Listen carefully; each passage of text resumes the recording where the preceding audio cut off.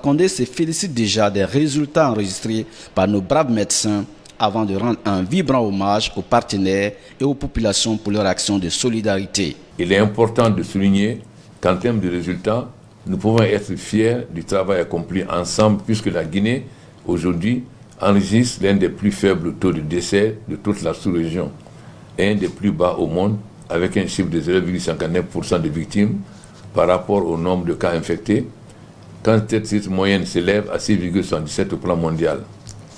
C'est le lieu pour moi de présenter toute ma compassion et mes plus vives sincères condoléances aux familles endeuillées et de souhaiter un prompt rétablissement aux malades. Je renouvelle mes encouragements à tous les intervenants dans la riposte que sont le personnel soignant, l'ANS, les forces de sécurité, les partenaires techniques et financiers, des ONG et les organisations de la société civile, les entreprises publiques et privées, ainsi que toutes les personnes ressources. Je rends hommage aux braves populations qui consentent d'importants sacrifices dictés par les impératifs sanitaires actuels. Conscient des contraintes qui pèsent sur la vie économique et sociale, le chef de l'État envisage de nouvelles mesures d'atténuation de l'impact de la crise, tout en invitant chacun au respect des dispositions pour rompre la chaîne de contamination. Comment concilier la conduite du combat sanitaire avec l'exigence de la préservation de la liberté des citoyens et de la poursuite des activités économiques? C'est le dilemme qui se pose aujourd'hui à tous les États du monde. Après consultation des différents acteurs de la riposte contre la maladie à coronavirus, j'ai décidé de nouvelles mesures ci-après. L'état d'urgence est reconduit pour une durée d'1 mois à compter de ce jour. Le couvre-feu passe de 22 h à 5 h du matin pour la zone de Grand Conakry, Koya et Dubreka. Et il est levé entièrement pour l'intérieur du pays à compter de ce jour. Bien entendu, ces mesures d'exception seront ajustées si nécessaire. Les autres dispositions relatives à l'état d'urgence sanitaire restent en vigueur. Pour soulager les citoyens fortement impactés par les conséquences de la maladie, le président de la République a donné des instructions fermes à son gouvernement. J'incite le gouvernement à suivre attentivement l'impact de la crise sanitaire sur la vie économique et sociale. Il est impératif d'élargir et de renforcer le soutien aux populations et au secteur économique sinistrés. Par exemple, dans le secteur agricole, nos concitoyens qui ont subi d'importantes pertes dans les filières de l'anacarde, de l'ananas et des pommes de terre doivent être soutenus. Je suis profondément sensible aux conditions difficiles dues au Covid-19 dans lesquelles vivent certains de nos compatriotes à l'étranger, qu'il s'agisse des résidents, des étudiants ou ceux qui sont bloqués à la suite de la fermeture des frontières. À ce propos, j'incite le gouvernement à prendre toutes les dispositions nécessaires et utiles en vue d'apporter une assistance financière et exprimer notre solidarité aux familles des victimes guinéennes du coronavirus à l'étranger, ainsi qu'à la poursuite des opérations de rapatriement volontaire de nos compatriotes à travers des vols humanitaires. Par ailleurs, Poussa Alpha Condé a déploré les violences à Koya et à Dubreka, des violences soldées par des pertes en vies humaines, avant d'inviter la justice à faire toute la lumière.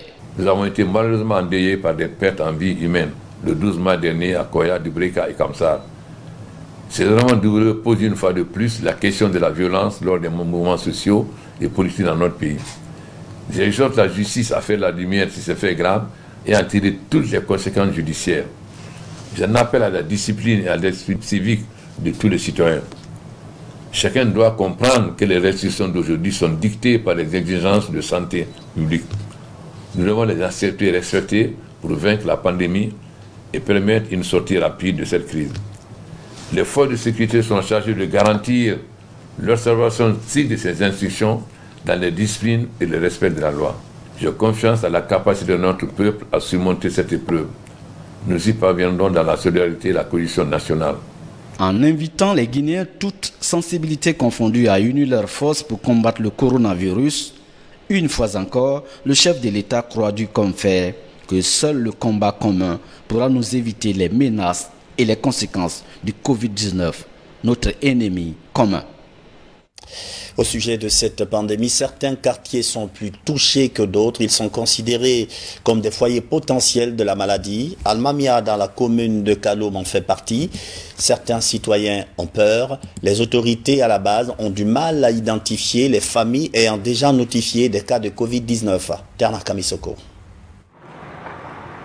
Almamia 1 et 2 partagés depuis quelques jours entre inquiétude et incompréhension. Sur les 206 cas positifs de coronavirus notifiés dans la commune de Kaloum, la plupart se trouvent dans ces deux quartiers.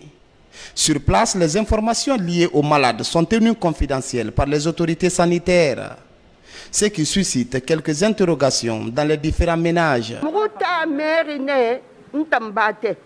Nous avons appris comme tout le monde qu'il y a le Covid-19 à Almamia. Nous voudrions que les autorités nous aident à identifier les différentes familles touchées. Dans les conditions normales,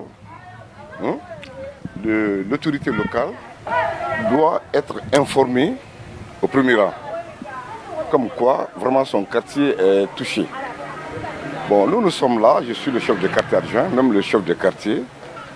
On ne peut pas distinguer les familles qui sont vraiment touchées. Les personnes citées là, dans quelle famille elles sont. Donc on ne se rend pas compte. On a appris comme ça. La particularité de cette zone est qu'au-delà des habitations, les deux quartiers abritent une partie de l'administration. Pour aider les citoyens à se protéger contre le Covid-19, des ONG se sont mobilisées pour doter les familles et quelques points de regroupement de kits sanitaires. La jeunesse, ça fait tout le monde possible pour combattre cette maladie là-bas. Dans notre quartier, chacun est conscient de porter ce qu'on appelle la bavette là. Au nom de Dieu. On n'a même pas besoin de dire à un enfant ici, dis donc où est ta bavette? Non, tu la verras. Vous-même, quand vous avez sillonné, vous avez remarqué. C'est un quartier calme. À Almamia 1 et 2, la population semble prendre conscience du danger du Covid-19. Le port des bavettes est pris au sérieux, même le football de rue, souvent pratiqué par les jeunes, reste interdit. La disposition que nous avons prise, d'abord on a reçu un conseil d'alerter les jeunes de ne pas jouer le ballon pendant les soirées. Ça c'est respecté. Et les kits sont déposés dans toutes les concessions, toutes les familles. Et quand tu rentres dans une concession, on trouve toujours les kits. On t'oblige à laver la main avant de rentrer. Pour une meilleure coordination des interventions et dans le but de renforcer la surveillance communautaire, les élus locaux sollicitent leur implication dans la stratégie de riposte. Au nom des élus du quartier Almamia, nous appelons l'autorité à venir vers nous pour nous expliquer réellement ce qui se passe. Parce que nous, à Almamia, nous ne pouvons vous indiquer une famille où un membre est malade du Covid. Ça veut dire que nous ne sommes pas du tout associés. Personne, tout le monde est inquiet dans le quartier. Moi, je suis inquiet parce que je ne sais pas qui est malade. Je ne connais aucune famille où quelqu'un est malade. Et c'est inquiétant, surtout pour nous, les représentants du quartier, si nous n'arrivons pas à dire c'est dans telle famille, c'est dans telle famille. Franchement, l'ANSS, le ministère de la Santé, n'ont qu'à faire un effort, associer la communauté. En attendant une gestion concertée entre l'ANSS et les autorités locales, Almamia peine à cerner la situation de ces cas contacts et suspects de coronavirus. Pendant ce temps, à la gendarmerie, c'est la sensibilisation. Une campagne vient d'avoir lieu au haut commandement. Le personnel soignant du corps a expliqué comment éviter la maladie. Il exhorte les gendarmes à respecter les gestes barrières. Sergent-chef Aboubakar Kamano de la presse militaire. Cette campagne de sensibilisation du personnel gendarme sur le Covid-19 est une initiative du haut commandement de la gendarmerie nationale, direction de la justice militaire. Elle a duré près d'une semaine et s'est déroulée dans toutes les unités de gendarmerie de la capitale. Cette sensibilisation, c'est à cause de nous, avant vous, que nous nous sécurisions, que nous vous sécurisions. Donc si nous tous nous sommes sécurisés, ça, vraiment, ça sera très bien. Le passage de cette équipe nous a encore renforcé pour pouvoir prendre les dispositions pour éviter cette pandémie qui est en train de faire le ravage à travers le monde. Au cours de cet exercice, les équipes médicales de l'institution en charge des gendarmes ont fait comprendre à leurs frères d'armes comment se protéger et protéger les autres contre la maladie à coronavirus. Des kits sanitaires, notamment du savon, du gel et des bavettes ont été aussi distribués au personnel gendarme dans ces unités. Nous avons sillonné toutes les unités de la capitale. La troupe a été informée, sensibilisée sur les mesures de barrière édictées par l'Agence nationale de sécurité sanitaire pour stopper cette pandémie dans nos unités. Le haut commandement de la gendarmerie nationale, direction de la justice militaire, compte étendre cette campagne de sensibilisation aux autres unités de gendarmerie de l'intérieur du pays. Autre aspect de l'actualité nationale, l'érudit de Fria est un passionné de l'agriculture. Il possède un grand domaine qu'il met en valeur depuis plusieurs années. À travers cette relation avec Dame Nature, il s'inscrit dans le cadre de l'insertion socio-professionnelle et de l'autonomisation féminine. Reportage grand format signé Fodé Camara. D'une allure martiale, les week-ends et autres jours ouvrables, El Hadj Mokhtar Amine Doumbouya troque son boubou d'érudit contre les habits de paysans. Depuis 6 ans, ce chef religieux investit dans la commune rurale de Tormelin, précisément à Barahaya, un périmètre agricole divisé en 3 principaux compartiments. La plantation fait 320 hectares et 320 hectares là aujourd'hui, Dieu merci, j'ai mis les 220 hectares en valeur. J'ai reparti aussi des différents points, différents domaines, tels que secteur A, circuit A là qu'on a mis les 220 hectares en anacarde, qui va commencer à produire cette année. Ça c'est secteur A. Secteur B, on a des variétés de manioc qui est étranger, qui est de Nigeria. Un hectare, ça te fait 15 tonnes de manioc. J'ai plus de 5 à 7 hectares de cela aussi qui a répondu. Comme vous savez, nous tous, on sait que notre pays est vraiment riche, Dieu nous a tout donné et ce manioc a bien reçu. Et dans le même secteur B, j'ai de superficie de 10 hectares aussi qui est de manioc, toute variété qui est disparue chez nous. Nos parents faisaient travailler avec cette variété et moi j'ai réuni toutes ces variétés-là qui me fait au moins une dizaine d'hectares. Et alors nous sommes des secteurs C aussi que nous avons, vous allez voir sur l'image. On a travaillé pour qu'il marche près de 4 à 3 hectares avec les femmes que j'accompagne. Dans ce domaine, à côté de la bananeraie et du verger d'anacardier, le manioc aussi est cultivé. 2 variétés sont expérimentées, une nigériane de 10 à 15 tonnes à l'hectare et une variété locale très élégante dénommée Konkoyoka ou Yokagbeli. Une variété locale capable de s'élever de plus de 2 mètres au-dessus du sol avec un rendement satisfaisant. Une prouesse agricole bien encadrée par les agents de la direction préfectorale de l'agriculture de Fria. Nous venons pour l'appuyer dans ce domaine-là. Nous venons pour, sur le plan agrotechnique, renforcer les capacités de ces techniciens afin qu'ils puissent aider Fria davantage. Il faut que Fria paye ses dettes envers cet homme. Et payer ses dettes, c'est venir l'assister dans le domaine de sa vision, surtout qui est à la portée des populations, qui est à la portée des techniciens agricoles et autres.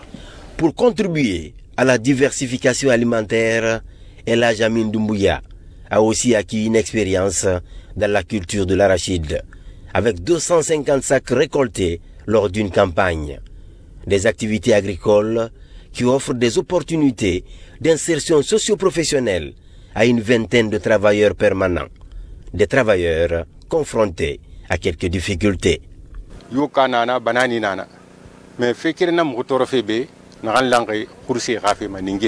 Ici, nous cultivons le manioc et nous avons une bananeraie. Mais nous avons une seule difficulté qui est liée à la divagation des animaux. El Hadj Amine a acheté près de 50 rouleaux de grillage à raison de 400 000 francs guinéens l'unité. Après les dégâts des animaux, il nous oblige de libérer les bœufs en disant qu'il travaille pour le bon Dieu et qu'il ne veut pas de conflit. Dans ce vaste périmètre, malgré la divagation des animaux et autres contraintes, près de 4 hectares sont dédiés au maraîchage. Ça et là, poussent de la laitue, de l'aubergine, la tomate, le gombo et le piment. Aujourd'hui, l'heure est à la récolte. Les femmes de Tormelin et des autres quartiers de Fria sont les premières bénéficiaires de cette PME rurale.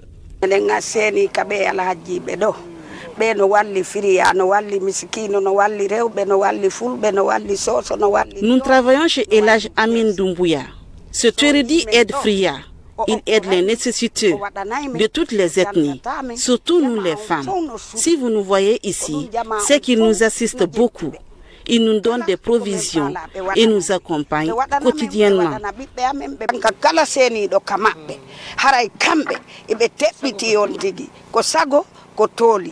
Au-delà du maraîchage, l'autre activité d'autonomisation féminine, soutenue par l'érudit de Fria, est la saponification.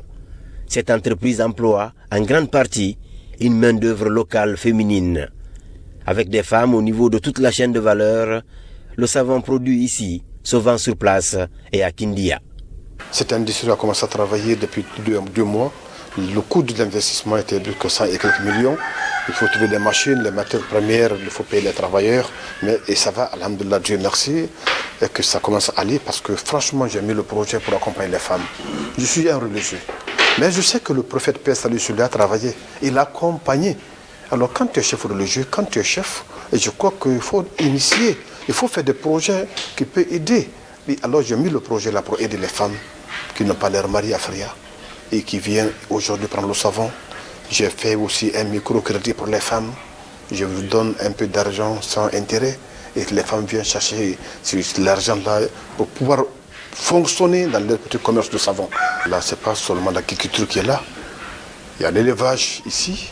Dans le domaine de l'entrepreneuriat agricole et de la promotion féminine, l'itinéraire de l'érudit de Fria est une source d'inspiration. Au-delà du soutien apporté aux femmes, piliers de nombreuses familles, El Hadj Amin Doumbouya contribue à préserver le patrimoine génétique agricole. Dans son domaine, beaucoup de variétés locales, quasiment oubliées, sont réhabilitées. Un promoteur rural qui mérite d'être imité par d'autres bonnes volontés. La technologie au service du développement, c'est le rêve que caresse le ministère des Télécommunications et de l'économie numérique. En prélude à la journée des télécoms, le chef du département appelle les jeunes à une utilisation responsable du numérique en cette période de crise sanitaire. Younous Atawel Kamara. La signature à Paris le 17 mai 1865 de la première convention télégraphique internationale est entrée dans la liste de célébration des Nations Unies en 1969. Chaque année, les États membres de l'Union internationale des télécoms travaillent en faveur d'un plan stratégique coordonné pour l'atteinte des objectifs du développement durable dans les 10 prochaines années. D'ici à 2030, le thème est intitulé « L'éthique au service des objectifs du développement durable ». La Guinée, membre de l'Union, ne compte pas être le mauvais élève du secteur. En Guinée, nous enregistrons des progrès significatifs. Au premier trimestre de cette année, les taux de pénétration de la téléphonie et de l'Internet sont respectivement de 109% et 47,8%. Le taux de couverture des agglomérations est de 88,35%, soit 3331 quartiers et districts couverts sur 3750. Le mobile money, ou les transactions monétaires dans les réseaux mobiles, a connu l'enregistrement de 1 721 000 comptes, soit un taux de pénétration de 14%.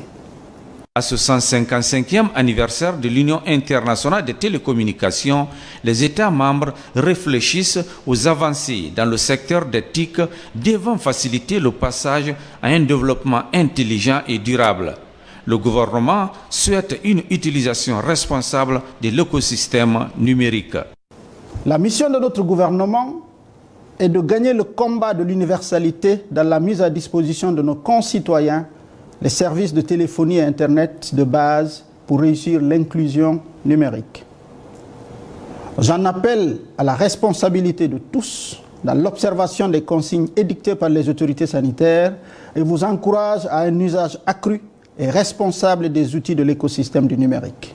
À l'échelle africaine et internationale, la Guinée se fait remarquer à travers des innovations de sa jeunesse, le développement d'applications et les services mobiles comme Mobile Money sont entre autres atouts. On reste dans le domaine avec ce test réussi pour la première phase du backbone. Certes, la connexion doit être améliorée, mais déjà, les premiers résultats sont encourageants. La phase suivante permettra d'installer de nouveaux équipements pour un usage domestique. Francis Collier. La connexion de la Guinée au reste du monde se renforce avec le partenariat Huawei Technologies. Le déploiement du backbone national sur 4300 km reliant les grandes villes du pays par la fibre optique est terminé et testé avec un dispositif de visioconférence. La deuxième phase va consister à l'installation d'autres équipements pour permettre l'utilisation du réseau numérique par les populations à travers le pays. La vision et la mission de Huawei, c'est d'apporter le digital à toutes les personnes tous les foyers et toutes les organisations pour un monde intelligent, entièrement connecté. Avant le déploiement de ce backbone, il n'y a pas de possibilité d'installer des équipements dans d'autres villes. Huawei, ce partenaire de la Guinée, est le plus grand fournisseur d'équipements et services aux opérateurs de téléphonie mobile. Ces services visent une meilleure connexion des populations. Depuis sa fondation, Huawei a construit plus de 1500 réseaux au monde. 3 milliards de personnes ont utilisé notre réseau pour passer des appels, pour envoyer des SMS, pour accéder à Internet. Huawei est un des géants mondiaux dans le développement des technologies de l'information et de la communication. Avec plus de 30 ans d'expérience, l'entreprise occupe la première place parmi les fournisseurs de réseaux de nouvelle génération dans plus de 170 pays du monde. En Guinée, la main-d'œuvre locale et la formation des jeunes talents figurent au premier plan de la coopération. Et pour revenir sur la crise sanitaire, je vous donne les chiffres du jour. Aujourd'hui, les médecins ont pu remettre sur pied 39 personnes, mais malheureusement, la Guinée a enregistré 127 nouveaux cas confirmés et un décès, ce qui fait en tout, depuis la déclaration de l'épidémie dans le pays, 2658 cas confirmés, dont 16 décès et 1133 guéris. Enfin, on revient sur ce communiqué du bureau de presse de la présidence de la République sur l'évolution du coronavirus en Guinée et les précisions sur l'adresse à la nation de son Excellence Monsieur le Président de la République. Il faut retenir qu'après consultation des différents acteurs de la riposte contre la maladie à coronavirus, le Président de la République a décidé les nouvelles mesures ci-après. L'état d'urgence est reconduit pour une durée d'1 mois à compter du 15 mai 2020. Le couvre-feu passe de 22h à 5h du matin pour la zone du Grand Conakry, Koya et Dobreka, et il est levé entièrement pour l'intérieur du pays à compter de ce jour. En dehors des lieux autorisés, la mesure relative au rassemblement des personnes à l'intérieur du pays est allégée avec les regroupements passant de 20 à 30 personnes au maximum à compter de ce jour. Bien entendu, ces mesures d'exception seront ajustées si nécessaire. Les autres dispositions relatives à l'état d'urgence sanitaire restent en vigueur, signé le bureau de presse de la présidence de la République. C'est la fin de cette édition d'information. Merci et à demain.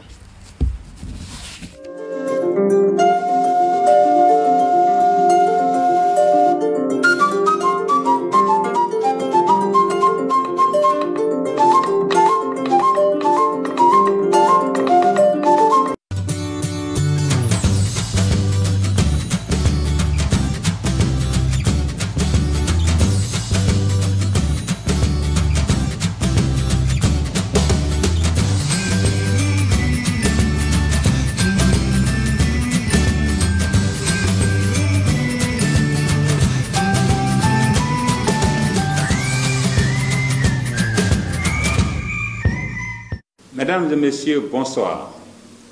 Nous avons eu 127 échantillons positifs sur 726 testés, soit un indice de positivité de 17%, ce qui porte le cumul de cas à 2531 cas. Et 1651 personnes sont suivies par nos services de santé. Et nous rappelons toujours que 41% des cas disent avoir été en contact étroit avec un cas positif. 606 personnes sont actuellement hospitalisées sur nos différents sites de Donka, Camp Alfaya, Nongo, Krems et la maison centrale. Nous avons malheureusement eu un cas de décès, ce qui porte le nombre à 16. Et notre centre d'appel, depuis le début, a reçu plus de 26 000 appels. 39 personnes sont sorties aujourd'hui guéries de nos structures de prise en charge, ce qui porte le nombre de guéris à 1133 personnes. 18 malades sont toujours hospitalisés à la réanimation, nécessitant des soins intensifs. C'est le lieu pour nous de dire merci et félicitations à nos équipes soignantes qui ne ménagent aucun effort pour que ces personnes sortent guéries. Quant aux activités communautaires, nous sommes maintenant à plus de 30 000 pavettes ou masques distribués et plus de 1500 kits de lavage installés en des endroits. Mesdames et messieurs, nous constatons toutefois avec regret que certaines personnes testées positives ne viennent pas dans les sites de prise en charge. Cela leur expose à la fois leur entourage, mais aussi pourrait entraîner des risques de complications. Venez à l'hôpital dès que vous êtes informé de votre résultat, facilite le travail du personnel soignant ainsi que votre guérison. Notre taux de guérison nous réconforte et devrait vous rassurer davantage. Mesdames et messieurs, nous constatons que ce sont des familles entières qui se contaminent. Cette situation pourrait se produire au cours des prières et des repas collectifs qui sont des occasions de regroupement. Une fois de plus, tout contact avec un interlocuteur est un risque, surtout si le masque n'est pas correctement porté. Enfin, nous recommandons, comme d'habitude, les mesures essentielles suivantes, à savoir le port correct et systématique des masques pour se protéger et protéger ses proches, la distanciation sociale d'au moins 1 mètre pour ne pas infecter son interlocuteur, le lavage régulier des mains à l'eau ou avec du savon pour éliminer physiquement le virus, la limitation des regroupements pour minimiser le risque de contamination et pendant ce regroupement, que portez vos masques. Enfin, limitons nos voyages à l'intérieur du pays pour ne pas exposer nos concitoyens. Ensemble, stoppons le Covid-19. C'est bon, ça va? Ensemble, stoppons le Covid-19.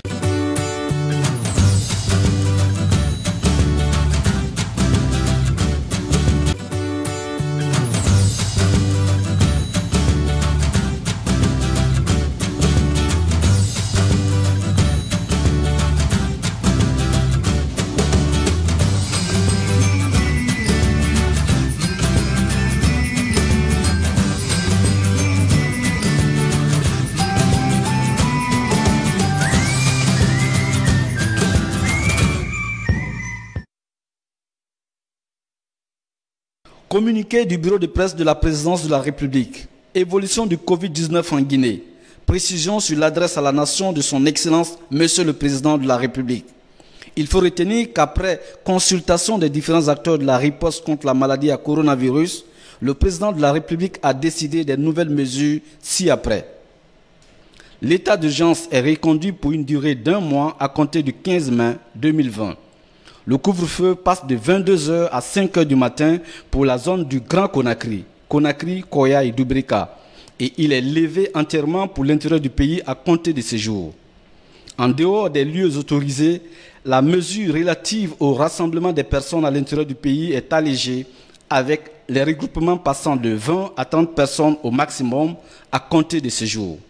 Bien entendu, ces mesures d'exception seront ajustées si nécessaire. Les autres dispositions relatives à l'état d'urgence sanitaire restent en vigueur. Le bureau de presse de la présidence. Communiqué du ministère de l'Enseignement supérieur et de la Recherche scientifique. Paiement des bourses d'entretien au titre du premier trimestre 2020.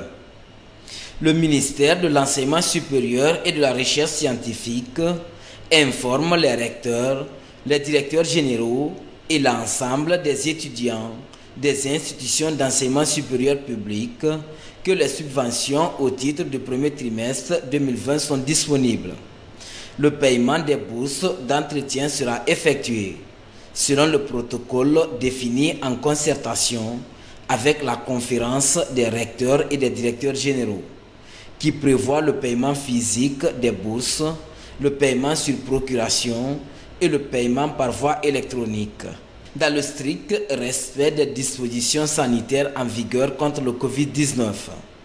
Les institutions d'enseignement supérieur sont ainsi chargées de mettre en place un dispositif permettant l'observation de toutes les mesures de sécurité sanitaire, notamment le port obligatoire du masque, le lavage des mains, la distanciation sociale et la prise de température. Les étudiants seront informés des modalités et du calendrier de paiement par leurs institutions respectives et devront strictement s'y conformer afin de faire respecter les mesures de prévention sanitaire. Le ministère de l'Enseignement supérieur et de la Recherche scientifique veillera à la bonne exécution des présentes dispositions et en appelle à la responsabilité de tous. Le ministre Kader Yassine Bari.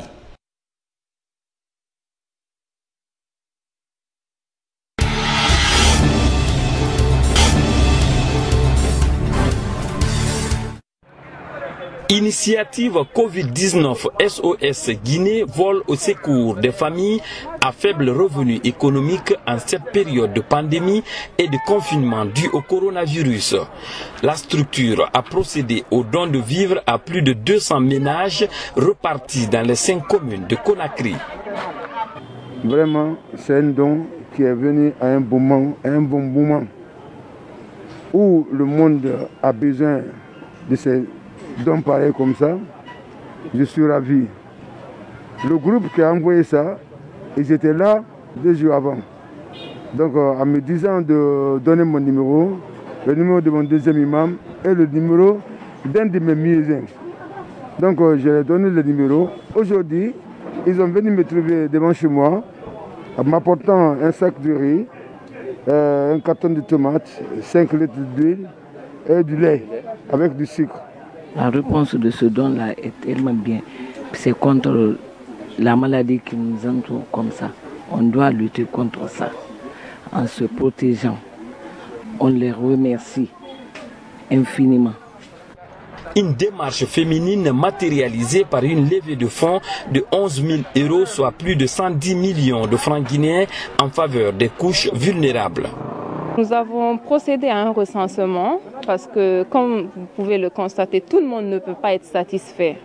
Mais nous avons quand même réussi à cibler les plus démunis pour pouvoir les satisfaire. Directement remettre aux familles pour ne pas venir devant une famille et léser d'autres familles.